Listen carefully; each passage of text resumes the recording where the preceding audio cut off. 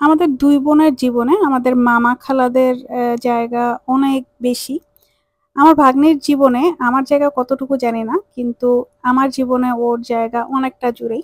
এই যে ছোট, ছোট যে গিফট গুলো এগুলো আমি যখন গতবার কানাডায় গেলাম, তো ও আমাকে টুকটুক করে বিভিন্ন জিনিস দিছে। কখনো ওর খেলনা দিছে, কখনো হচ্ছে আমরা ঘুরতে গেছি সেখান থেকে হচ্ছে ও কিছু একটা নিয়ে আসছে। এখানে যে রাবারের একটা জাস্ট ছোট্ট অংশ আমাকে একটা ওর গিফট বক্সের মধ্যে ঢুকায় দিছে। যা, যা পারছে ছোট, ছোট জিনিস। এটা খুবই হয়তো আ ক্ষুদ্র কোনো জিনিস হতে পারে মানুষের কাছে বা একটা পেপার কার্ড। কিন্তু আমার কাছে এগুলো খুবই অমূল্য রত্ন। যে ও আমাকে কার্ড বানায় দিছে। সেখানে বিভিন্ন ধরনের ওর মনের কথা লিখছে।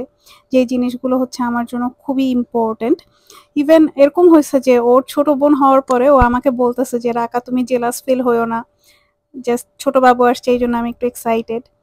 ও ছবি আঁকছে নুয়াইমা, রাকা এবং সাফা সবাইকে নিয়ে। এটা হচ্ছে আমি কানাডা যাওয়ার পরেও আমাকে দিছিল। তো মানে আমরা সারাক্ষণ কানাডায় যখন একসাথে ছিলাম যে সারাক্ষণ দেখা গেছে যে টুকটাক ব্যাপার নিয়ে ঝগড়া করতেছি, মারামারি করতেছি।